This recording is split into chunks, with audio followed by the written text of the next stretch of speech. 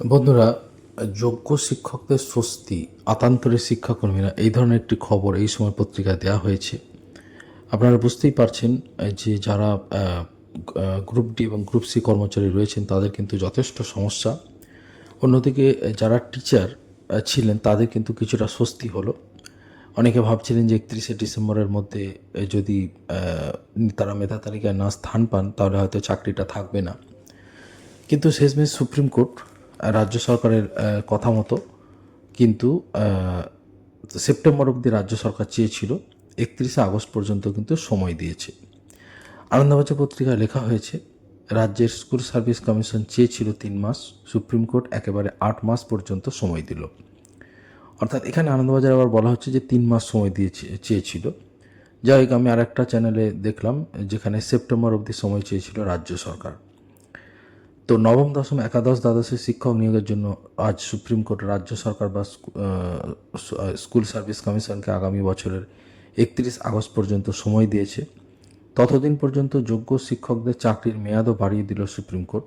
শীর্ষ আদালতের এই নির্দেশ রাজ্য সরকারের জন্য স্বস্তির খবর। ঘটনাচক্রের নতুন সময়সীমার কয়েক মাস আগেই বিধানসভা নির্বাচন হয়ে যাবে। সাময়িক স্বস্তি পেলেন যোগ্য হয়েও চাকরিহারা শিক্ষকেরাও।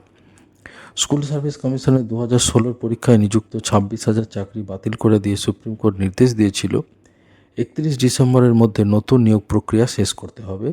ততদিন যাতে স্কুলে শিক্ষকের অভাব না হয় তার জন্য চাকরিহারাদের মধ্যে যোগ্য বলে চিহ্নিতদেরও 31 ডিসেম্বর পর্যন্ত চাকরি করার অনুমতি দিয়েছিল সুপ্রিম কোর্ট।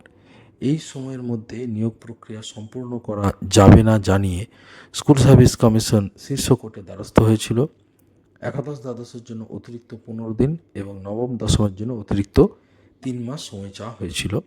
কিন্তু বিচারপতিরা জানান যে প্রচুর আবেদন খতিয়ে দেখে যেহেতু সময় অনেকটা লাগবে বলে তারা জানান, সেই জন্য কিন্তু বিচারপতিরা সময়টা বাড়িয়ে দেন। এই সময় পত্রিকাতেও এই খবরটা দেওয়া হয়েছে।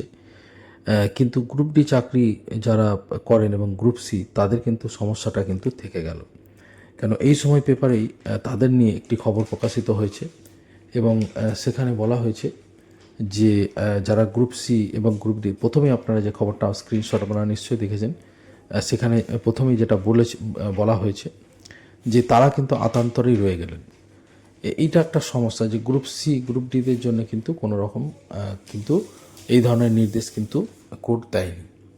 তো এটা অত্যন্ত বলা যায় যে দুর্ভাগ্যজনক ব্যাপার যে গ্রুপ ডি কর্মচারীরা এবং গ্রুপ সি যারা, তারা কিন্তু এখন সমস্যায় পড়লেন। যদিও গ্রুপ ডির তালিকা প্রকাশে আপাতত নিষেধাজ্ঞা জারি করেছে কলকাতা হাইকোর্ট। সেই সংক্রান্ত খবর বলবো।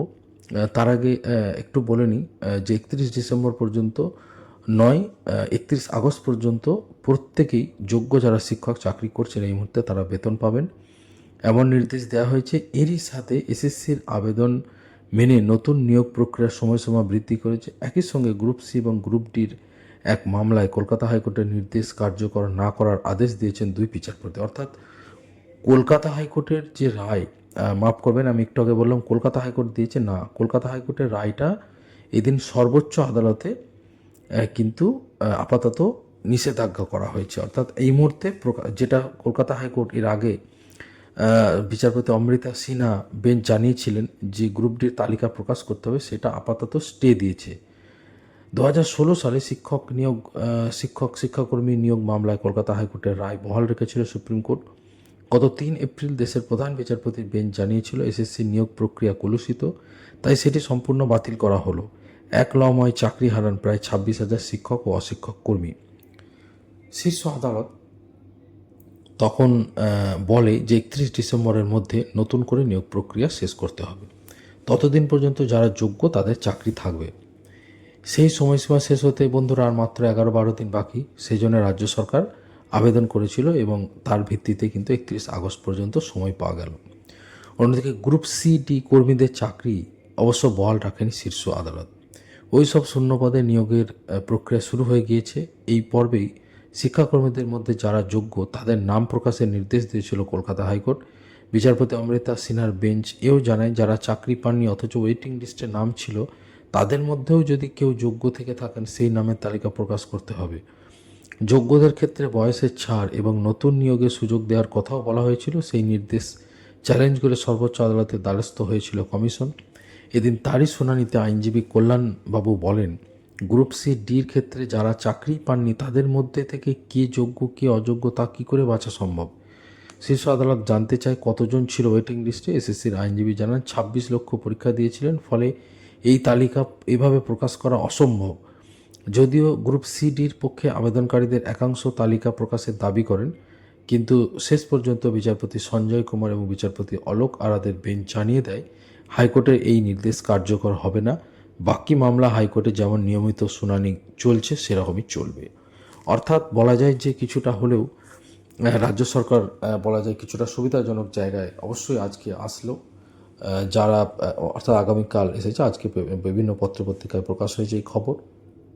এবং এখানে অবশ্যই বন্ধুরা আরেকটি খবরও আমি দেব, যেখানে কিন্তু প্রাথমিকের শূন্যপদ কিন্তু বাড়তে চলেছে, এরকম একটি খবর আছে। আমার শর্ট ভিডিও আমি দিয়ে দেবো, আপনারা অবশ্যই সেটা কিন্তু দেখে নেবেন। যেখানে কিন্তু বলে দেওয়া হয়েছে যে বহু স্কুল যারা প্রাথমিকে ছিল না তারা কিন্তু প্রাথমিকে আসলো, এর ফলে কিন্তু প্রাথমিকের শূন্যপদও বাড়তে চলেছে। আপনারা স্ক্রিনে দেখতেই পাচ্ছেন 2338টি প্রাথমিক স্কুলে পঞ্চম শ্রেণী চালুর প্রস্তাবে পড়ল সিলমোহর। অর্থাৎ ডাইরেক্টর স্তরের প্রস্তাব মেনে রাজ্যের 2338টি প্রাথমিক স্কুলে পঞ্চম শ্রেণী চালুর সিদ্ধান্ত নিয়ে ফেলল বিকাশ ভবন। এর আগে প্রস্তাবের কথা বিভিন্ন সংবাদপত্রে প্রকাশিত হয়েছিল, বর্তমান পত্রিকাতেও দেওয়া হয়েছিল। অবশেষে তাতে সবুজ সংকেত দিয়ে বিজ্ঞপ্তি প্রকাশ করেছে শিক্ষা দপ্তর। 2026 শিক্ষাবর্ষ থেকেই এই স্কুলগুলিতে পঞ্চম শ্রেণী খুলে যাবে। প্রসঙ্গত শিক্ষার অধিকার আইন অনুযায়ী প্রাথমিক স্তরেই পঞ্চম শ্রেণী থাকার কথা, তবে এ রাজ্যের শিক্ষা ব্যবস্থায় বরাবরই পঞ্চম শ্রেণী ছিল হাই স্কুলে। ধাপে ধাপে সেগুলি প্রাথমিক স্কুলে ফিরিয়ে আনার কাজ করছে শিক্ষা দপ্তর। 2023 সালে কলকাতা হাইকোর্টে হওয়া একটি মামলার নির্দেশ অনুযায়ী 2029 সালের মধ্যে সমস্ত প্রাথমিক স্কুলেই পঞ্চম শ্রেণী চালু করতে হবে। এখনও পর্যন্ত অর্ধেকের কিছু কম স্কুলে পঞ্চম শ্রেণী চালু করতে পেরেছে স্কুল শিক্ষা দপ্তর। এবার যোগ্যতামান শিথিল করে ন্যূনতম 5টি ক্লাসরুম থাকা স্কুলেও পঞ্চম শ্রেণী খোলার অনুমতি দেওয়া হয়েছে। আগে এর জন্য 6টি ক্লাসরুম প্রয়োজন হতো। বন্ধুরা, এর ফলে কিন্তু 2338টা স্কুলে কিন্তু প্রাথমিকে পঞ্চম শ্রেণী চালু হয়ে গেল। আর আপনারা বুঝতেই পারছেন, প্রাথমিকে পঞ্চম শ্রেণী যদি চালু হয় তাহলে প্রাথমিক শিক্ষক নিয়োগে কিন্তু শূন্যপদের সংখ্যা বেড়ে যাবে। তার কারণ আমরা জানি শিক্ষার অধিকার আইন অনুযায়ী কত ছাত্র পিছু শিক্ষক নিয়োগ হবে সেটা নির্দিষ্ট করা আছে। তো এখানে যেহেতু প্রাথমিক যে 1 থেকে 5 হচ্ছে প্রাথমিক স্কুলের কিন্তু অন্তর্ভুক্ত, এমনটা নয় যে 1 থেকে 4, 5 হচ্ছে কিন্তু প্রাথমিকের অন্তর্ভুক্ত। এবার পশ্চিমবঙ্গে বহুকাল থেকেই ক্লাস 5টা মাধ্যমিক স্কুলের সাথে ধরা হয়। তো সেইটা যেহেতু দেশে তো একটা আইন থাকবে, তো স্কুল শিক্ষা যে আইন, শিক্ষার অধিকার আইন যেটা 2009 হয়েছে, সেই শিক্ষার অধিকার আইন 2009 অনুযায়ী কিন্তু এটা বাধ্যতামূলকভাবে কিন্তু ক্লাস 5কে অন্তর্ভুক্ত করতেই হবে 2029 সালের মধ্যে প্রাথমিক স্কুলগুলিতে। তো এ ব্যাপারে 2338টা স্কুল চলে গেল, প্রাথমিকে অনেক শূন্যপদ বাড়বে, 1000 থেকে 2000 মতো শূন্যপদ বাড়বে, এটা কিন্তু জানা যাচ্ছে।